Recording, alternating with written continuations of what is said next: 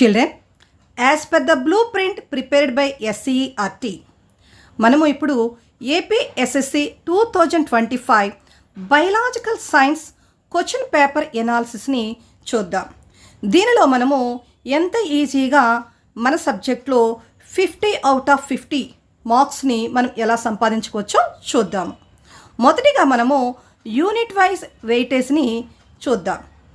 చూడండి చిల్డ్రన్, మనకి life process నుంచి 1 mark questions 2 marks questions 1, 4 marks questions 2 వస్తాయి. అదేవిధంగా 8 మార్క్స్ క్వశ్చన్స్కి ఇంటర్నల్ చాయిస్ అనేది ఉంటుంది.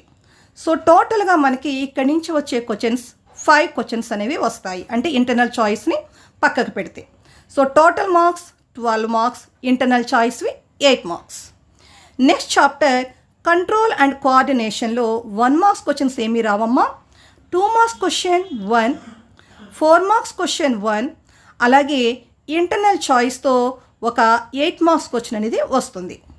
టోటల్గా మనకి దీని నుంచి వచ్చే క్వశ్చన్స్ 2, ఇంటర్నల్ చాయిస్ పక్కన పెడితే టోటల్ మార్క్స్ 6, అలాగే మనకి 8 మార్క్స్ అనేవి ఇంటర్నల్ చాయిస్ ఉన్న ఎస్ఏ క్వశ్చన్ నుంచి వస్తాయి. అలాగే హౌ డు ఆర్గానిజమ్స్ రిప్రొడ్యూస్, ఈ లెసన్ని కనుక చూస్తే దీని నుంచి మనకి 1 మార్క్ కానీ 2 మార్క్స్ క్వశ్చన్స్ కానీ రావమ్మా.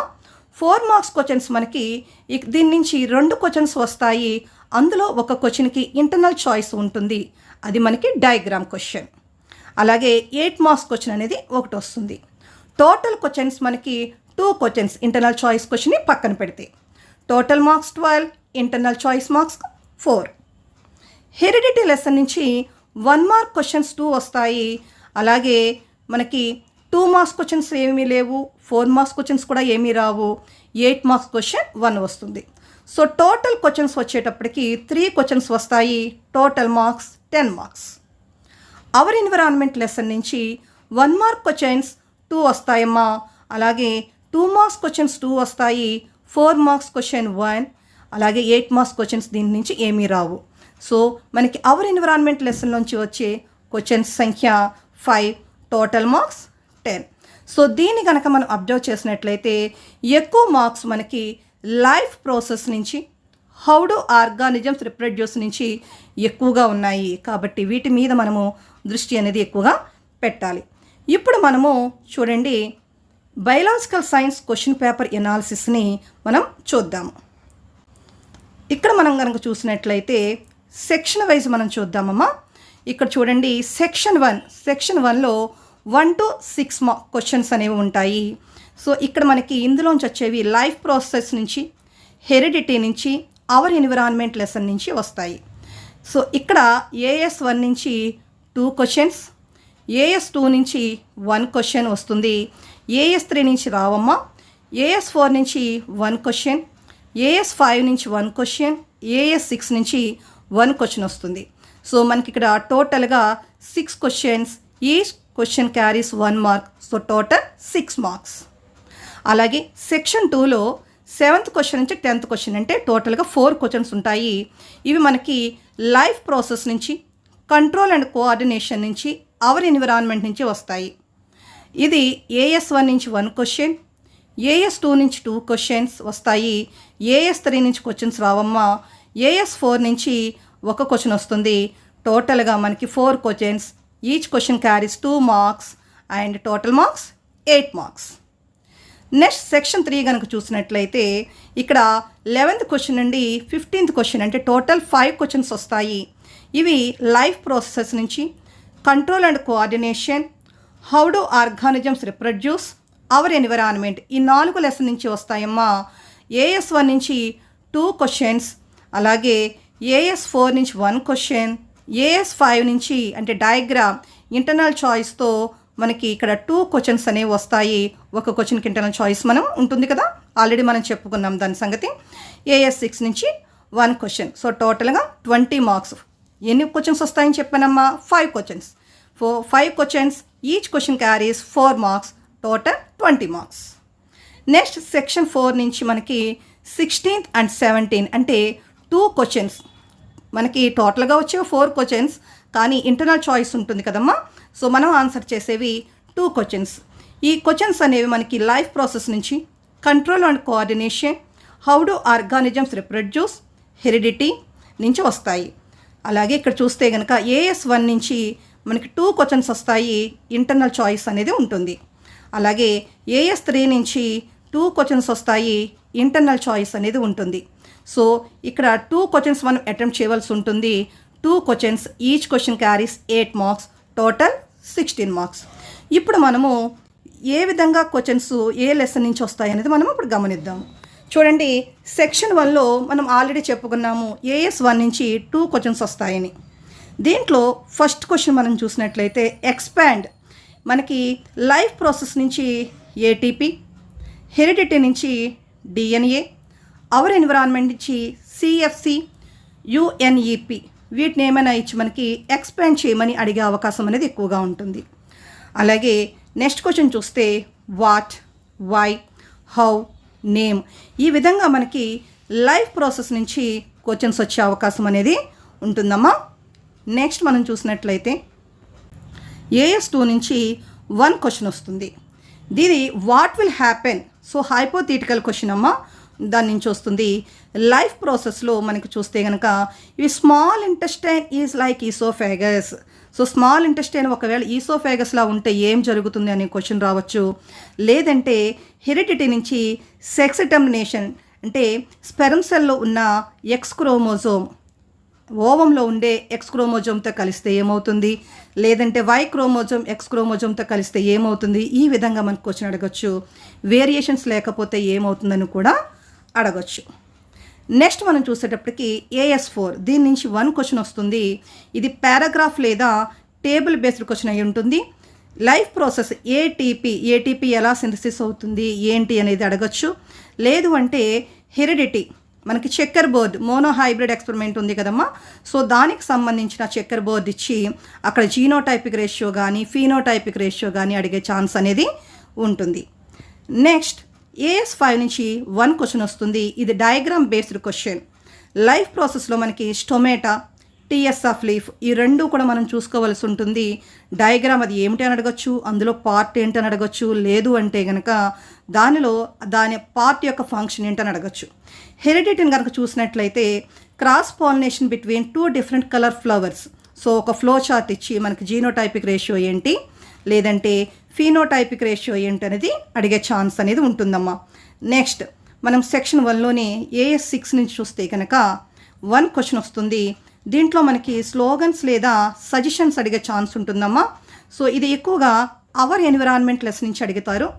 ఓజోన్ గురించి కానీ ఎన్విరాన్మెంట్ గురించి కానీ ప్రొటెక్ట్ చేయడానికి స్లోగన్ అడిగే ఛాన్స్ అనేది ఉంటుంది.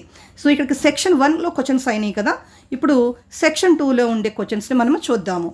AS1 నుంచి 1 క్వశ్చన్ వస్తుంది. ఇది వాట్తో ఇంచుమించుగా వస్తుంది. కంట్రోల్ అండ్ కోఆర్డినేషన్ లెసన్ చూసుకుంటే అయోడిన్, ఇన్సులిన్, దీనికి సంబంధించిన క్వశ్చన్స్ మీద మనము ఫోకస్ చేయవలసి ఉంటుంది. అలాగే అవర్ ఎన్విరాన్మెంట్లో biodegradable and non biodegradable substances యొక్క ఎఫెక్ట్స్ ఏంటి అనేది మనం ఇక్కడ జాగ్రత్తగా గమనించవలసిన విషయం. నెక్స్ట్ వచ్చేటప్పటికి AS2 నుంచి మనకి 2 క్వశ్చన్స్ వస్తాయి.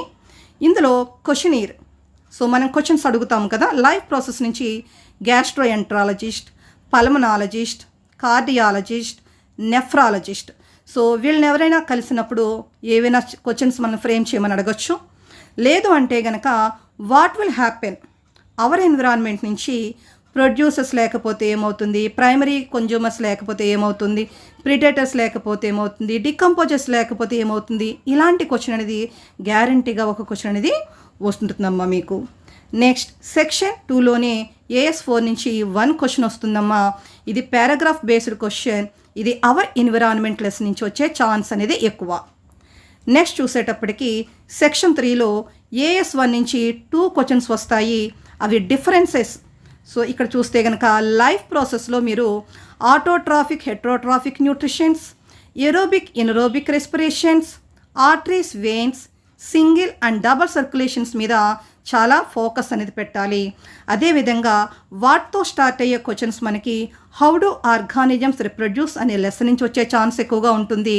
దాంట్లో మనము కాంట్రాసెప్టివ్ మెథడ్స్ గురించి, ఇంపార్టెన్స్ ఆఫ్ రిప్రొడక్షన్ గురించి, STDs గురించి, రిప్రొడక్టివ్ హెల్త్ గురించి ఫోకస్ అనేది చేయాలి. నెక్స్ట్ చూస్తే కనుక మనకి సెక్షన్ 3లోనే AS4లోంచి 1 క్వశ్చన్ వస్తుంది. ఇది ఒక టేబుల్ బేస్డ్ క్వశ్చన్. ఇది మనకి లైఫ్ ప్రాసెస్ నుంచి కానీ కంట్రోల్ అండ్ కోఆర్డినేషన్ లెసన్ నుంచి కానీ రావచ్చు. ఒకవేళ లైఫ్ ప్రాసెస్ నుంచి అయితే కనుక ఇందులో ఫోకస్ చేయవలసింది డైజెస్టివ్ గ్లాండ్స్ అండ్ ఎంజైమ్స్, అలాగే హార్ట్ ఛాంబర్స్, బ్లడ్ వెజల్స్ మీద మనం కాన్సన్ట్రేట్ చేయాలి. అలాగే కంట్రోల్ అండ్ కోఆర్డినేషన్ లెసన్లోంచి endocrine glands, hormones, phyto hormones, tropic movements, వీటి మీద మనము ఎక్కువగా ఫోకస్ చేయవలసిన అవసరం అనేది చాలా ఉంటుంది. ఎందుకంటే మనం టేబుల్లో కంటెంట్ వాడే ఇస్తాడు, మనమే ఆన్సర్ చేస్తాం కాబట్టి చాలా ఈజీగా మనం మార్క్స్ దీంట్లో నుంచి మనం గెయిన్ చేయవచ్చు. నెక్స్ట్ చూస్తే కనుక AS5 నుంచి 1 క్వశ్చన్ వస్తుంది. ఇది డయాగ్రామ్ క్వశ్చన్. ఇక్కడ కంట్రోల్ అండ్ కోఆర్డినేషన్ నుంచి కానీ హౌ డు ఆర్గానిజమ్స్ రిప్రొడ్యూస్ నుంచి కానీ వస్తుంది. ఇందులో మనకి ఇంటర్నల్ చాయిస్ అనేది ఉంటుంది. కాబట్టి ఇక్కడ మనం చూస్తే కనుక న్యూరాన్ డయాగ్రామ్ కానీ ఎండోక్రైన్ గ్లాండ్స్ మనకి పిక్ ఇచ్చి దాని మీద క్వశ్చన్స్ అడగచ్చు. న్యూరాన్ బేస్డ్ క్వశ్చన్స్ కూడా రావచ్చమ్మా.